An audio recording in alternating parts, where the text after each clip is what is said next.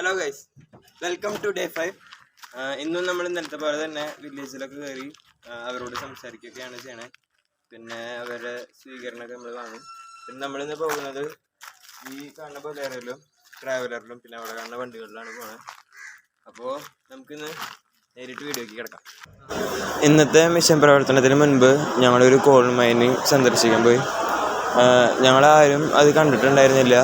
അതുകൊണ്ട് തന്നെ ഞങ്ങൾ അങ്ങോട്ട് പോയി.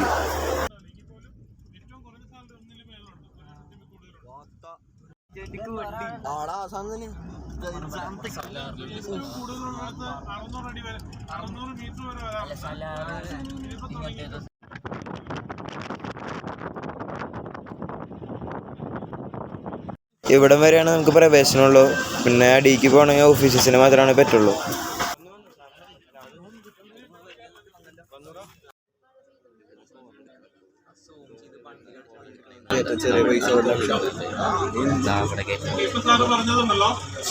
സാറ് പറഞ്ഞത് ഇവിടുത്തെ കോള് എടുത്ത് മാറ്റി കഴിഞ്ഞതിന് ശേഷം ആ മണ്ണ് വീണ്ടും തിരിച്ചു ഫില്ല് ചെയ്യും.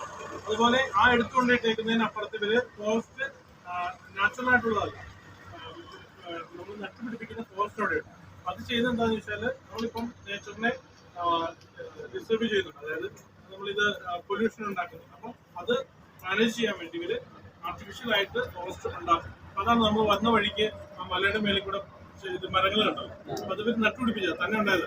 അതുപോലെ ഇത് തിരിച്ച് മണ്ണ് കൊണ്ടുവന്നതിന് ശേഷം മേൽമണ്ണുണ്ടല്ലോ, മണ്ണ് അത് ഏറ്റവും മേളില്. അധികം വേഗാതെ ഞങ്ങൾ അവിടെ നിന്ന് ഇറങ്ങി. ഇതൊക്കെ അവിടെ ഉപയോഗിക്കുന്ന വണ്ടികളാണ്. പിന്നെ ഞങ്ങൾ പോയത് ഒരു സ്കൂളിലേക്കാണ്.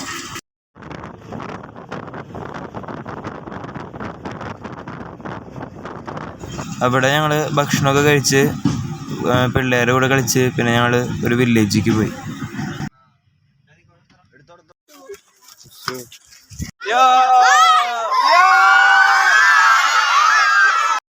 ആദ്യം തന്നെ ഞങ്ങൾ ആ വില്ലേജിലത്തെ ഒരു പള്ളിക്കാണ് പോയത്. ഞങ്ങൾ ശ്രദ്ധിച്ച കാണാം, മുമ്പിൽ കസേര ഇട്ടിട്ടൊരു അപ്പാപ്പ ഇരിക്കണേ. ആ അപ്പാപ്പന് ഒരു ആർട്ട് ഫോം അറിയാം. ആർട്ട് ഫോം എന്താന്ന് വെച്ചാൽ അതൊരു ഓട്ടം തുള്ളൽ പോലത്തെ ഒരു സാധനമാണ്.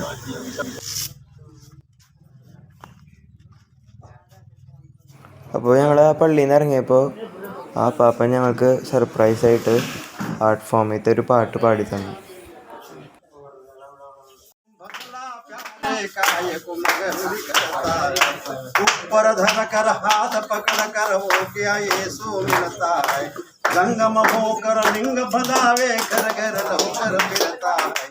यीशु नाम तुम बदला प्यारे गायकुम करो दिखाता है मूंगी के पावन घाघर वादे मूंगी के पावन घाघर वादे वो भी यीशु सुनता है.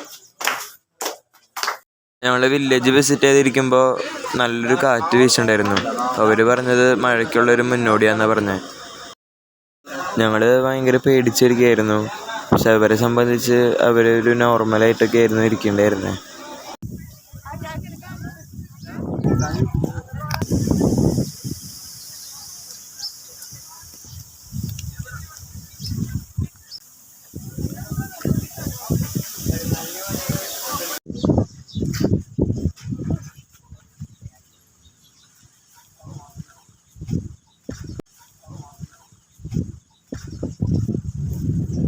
ആ ചാഞ്ഞ് നിൽക്കുന്നത് മുളയാണ്.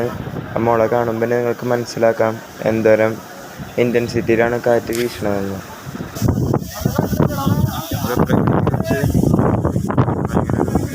നല്ല കാറ്റുണ്ട് ഇവിടെ, നല്ല അടി കിട്ടും, നല്ല. പിന്നീട് മഴ കാരണം ഞങ്ങൾ കുറച്ച് നേരം വൈകി. മഴ കഴിഞ്ഞപ്പോൾ ഞങ്ങൾ വീണ്ടും വില്ലേജ് വിസിറ്റിങ്ങിന് തുടങ്ങി. അവരുടെ വില്ലേജിലൊരു പ്രത്യേകതയുണ്ട്. അവരുടെ വീട്ടിലൊന്നും ബൾബില്ല, ലൈറ്റില്ല. അതുകൊണ്ട് തന്നെ ഞങ്ങൾ ഫോണിൽ ഫ്ലാഷ് ലൈറ്റ് ഓൺ ചെയ്തിട്ടായിരുന്നു വില്ലേജുകളൊക്കെ വിസിറ്റ് ചെയ്യേണ്ടായിരുന്നത്.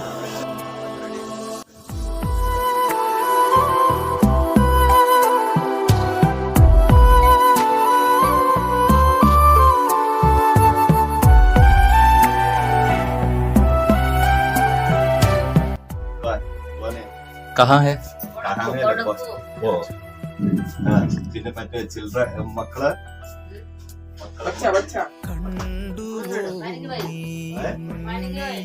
പണിക്ക് പോയില്ലേ? മലയാളം പറഞ്ഞോണ്ടാ. പണിക്ക് പോയി. छोटा बच्चा है ना?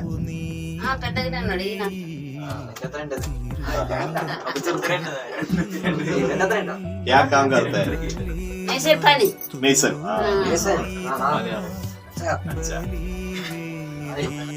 പിന്നെ അതുപോലെ തന്നെ ഞങ്ങൾ വീടുകളിലേക്ക് കയറി സംസാരിച്ചു, വർത്താനമൊക്കെ പറഞ്ഞു. ചില വീടുകളിലൊക്കെ അപ്പാപ്പനോ അമ്മാമ്മയോ മാത്രമാണുള്ളത്. കണ്ടുവോ നീ എന്നെ ഈ തിരുവോസ്തിയിൽ, നുകർന്നുവോ നീ എന്നെ ഈ തിരുരക്തത്തിൽ, ബലിവസ്തുവായിതാ ബലിവേദിയിൽ മുറിഞ്ഞു ഞാൻ, തീർത്തു ഞാനീ കുർബാന നിനക്കായി. സഹിച്ചു പീഡനങ്ങൾ നിനക്കായി കൊണ്ടു ഞാനടികൾ നിനക്കായി, എനിക്കു വേണ്ടതു നിന്നെ മാത്രം എന്റെ സ്നേഹിതനേ.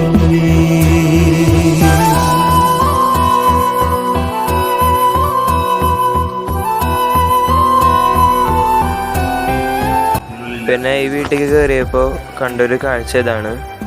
അവരുടെ ആ ചെറിയ വീട്ടിലും അവർ പ്രാർത്ഥനാ മുറിക്കായി സ്ഥലം മാറ്റിവെച്ചു. ഈ കാണുന്നതൊരു വീടാണ്. ഈ വീട്ടിൽ ഒരാൾ താമസിക്കുന്നുണ്ട്, അതിനുള്ള സ്ഥലമുള്ളൂ.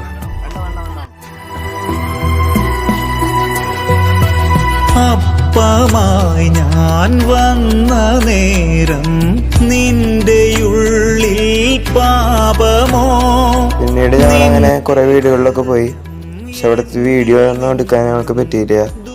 അവിടുത്തെ ആൾക്കാർക്ക് അത് അൺകംഫർട്ടബിൾ ആയിട്ട് തോന്നി. അതുകൊണ്ട് ഞങ്ങൾ ഫോട്ടോസൊക്കെ എടുത്തിട്ടുണ്ട്.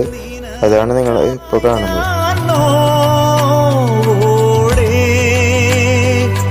തീർത്ത ബലിയല്ലേ അനുരഞ്ജന കൂദാശയാൽ സ്വീകരി. പിന്നീട് ഞങ്ങൾ അങ്ങനെ കുറെ വീടുകളിലൊക്കെ പോയി. പക്ഷെ അവിടുത്തെ വീഡിയോ ഒന്നും എടുക്കാൻ ഞങ്ങൾക്ക് പറ്റിയില്ല. അവിടുത്തെ ആൾക്കാർക്ക് അത് അൺകംഫർട്ടബിൾ ആയിട്ട് തോന്നി. അതുകൊണ്ട് ഞങ്ങൾ ഫോട്ടോസൊക്കെ എടുത്തിട്ടുണ്ട്. അതാണ് നിങ്ങൾ ഇപ്പോൾ കാണുന്നത്. തീർത്ത ബലിയല്ലേ അനുരഞ്ജന കൂദാശയാൽ സ്വീകരിക്കൂ എന്നെ നീ, നിനക്കായി ഞാൻ നോവോടെ തീർത്ത ബലി. അന്നേ ദിവസത്തെ കുർബാന അത്യാവശ്യത്തിന് മനോഹരമായിട്ടുള്ള ഒരു പള്ളിയിൽ തന്നെയായിരുന്നു. അവിടെ നിന്ന് തന്നെയായിരുന്നു ഭക്ഷണവും.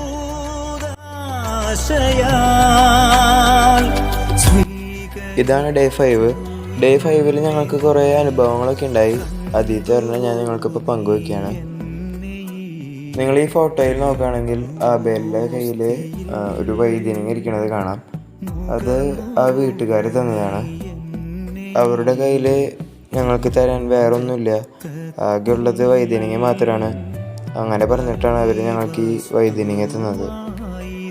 നിങ്ങളിപ്പോൾ കാണുന്ന ഈ വീടുകളൊക്കെ നാട്ടിലുള്ള പള്ളികളുടെ സഹായത്താൽ പണിതു കൊടുത്ത വീടുകളാണ്. എന്നിരുന്നാലും ഇവർക്ക് 3 നേരത്തെ ഭക്ഷണത്തിനും ഇപ്പോഴും ഭയങ്കര ബുദ്ധിമുട്ടാണ്. അപ്പോൾ നമ്മുടെ ഡേ 5 വീഡിയോ ഇവിടെ അവസാനിക്കുകയാണ്. അടുത്ത വീഡിയോ ആയിട്ട് നമുക്ക് വീണ്ടും വരാം. ബൈ.